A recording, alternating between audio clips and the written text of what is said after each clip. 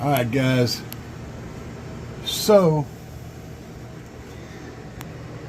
we got ourselves a box out here that I'm getting ready to put into work.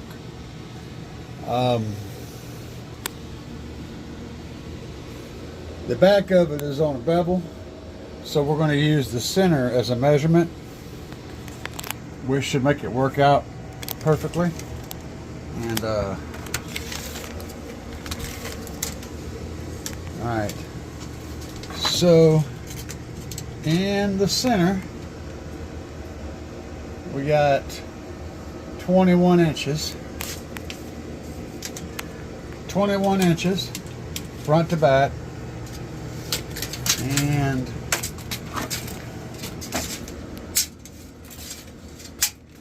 see if I can make this work with one hand. I can't. Alright, so it's 21 inches from the baffle to the back, and then it's 24 inches inside from here to there. We'll call that up and down.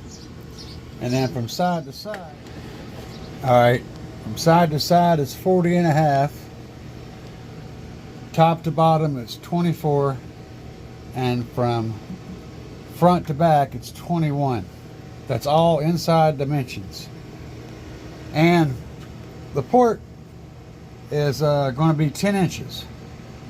Now it can be any length up to, well, since that's on an angle, up to about 18 inches or so. I'll have to measure that.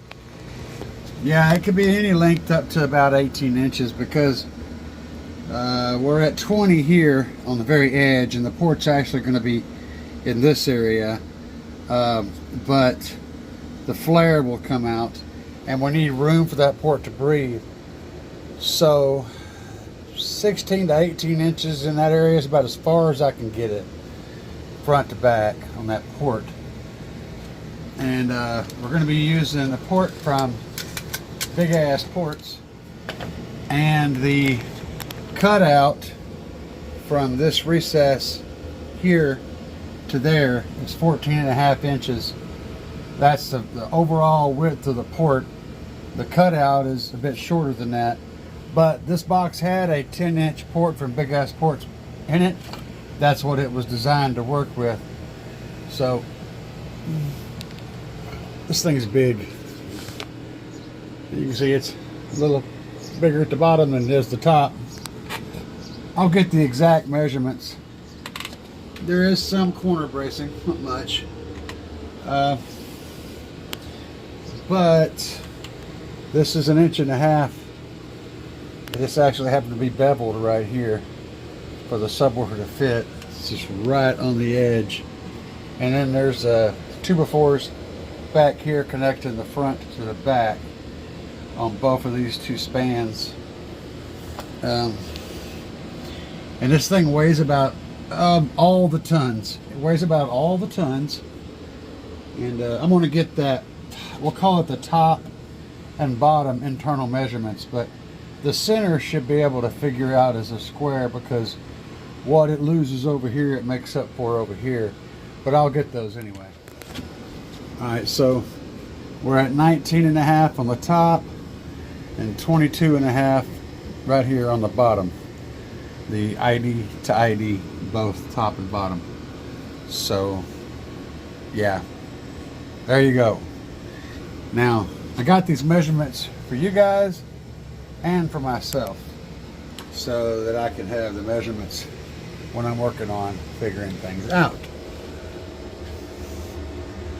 And down there, I believe that's where my wires go out. This box was built for a different vehicle. And there's a piece of carpet up here, random piece of carpet, I don't know. But I'm pretty sure it's going to fit in the Tahoe. So I'm going to get the OD measurements now and then go measure in the Tahoe and make double sure. So you guys know my port dimensions, and you know the internal box dimensions. You know what my maximum port length ish can be. So if you got a box calculator, shoot me out some numbers. What's the longest, the lowest I can play? What kind of numbers am I looking at as far as my frequency, my tuning? I'll include the link to the specs on the subwoofers in the video, so you guys can check it out. You want to figure it up? I'm probably going to look into it myself as well, but I'm just crowdsourcing that. So the links to the subs, they're the 302s, the P.O.Box 12 302s. I'll put the link to those down there where you can find the information, and then put them into the calculator and figure it up. Let me know what you come up with. Alright, so the box will fit between this seat and the ceiling, right up against here in the middle of this window and down. So if you follow that line straight down and then across here, and hang off a little bit back here. So if I want to run it that way, I can run it that way. Now if I run it in the back behind the seat and make it a C-pillar wall, it would have to stop just behind that pillar there so that it would clear the seats, and that would leave me about 6 or 7 inches between the door and the box, filling in this space almost completely. But I would also have to build a riser, and the riser would need to be about 1 foot tall, 13 inches or so, to get the box up to the ceiling so that it would be mostly firing over the seats.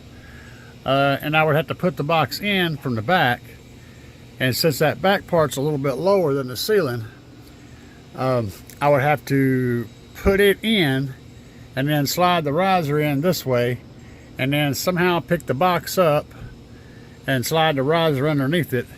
It's not really a thing I want to have to deal with, okay? But if I put it up here, I can put the box in and without a riser, and it'll easily fit through the back door. Slide it forward, then pick it up on top of this seat, and it'll fit. The seat would work perfectly. Take these headrests off, and then dress it up to where it comes down around the seat portion so it hides all this, and goes straight up on the window. So I'd have the baffle that would go all the way up against the windows on both sides, and follow that line to that point right behind, or right in the area of where that thing is, or right up to it.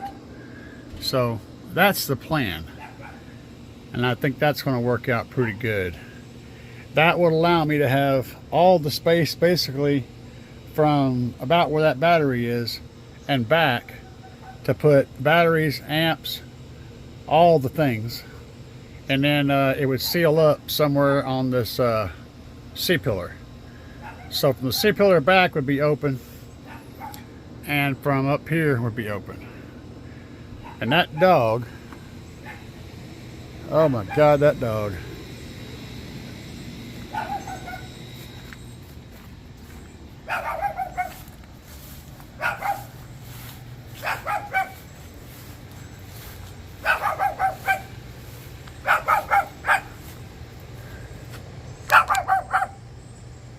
You know why they won't let you stay in the house, right?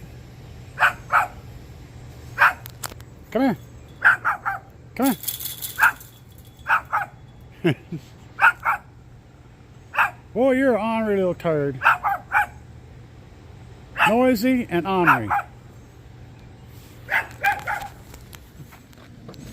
So yeah, if I go with the C-pillar, I would basically have from about right in here somewhere back, and that whole, I could build a wall back here, and this whole thing would be amps and wires, and then the box would stop right up there. It would look pretty clean. The problem is, once I get the box in here, once I got the box in here, then I'd have to take the pedestal, pick the box up against the ceiling, and that thing's heavy, with subs in it, and then slide the pedestal underneath here. And the pedestal would need to be about a little over a foot tall to get the box up against the ceiling. Now if I make a shorter pedestal, like a 7-inch pedestal, I have enough room to slide the box in on top of the pedestal, but then I can't really put any batteries underneath it. So then I got to worry about putting the batteries in the front of the box, which I have room because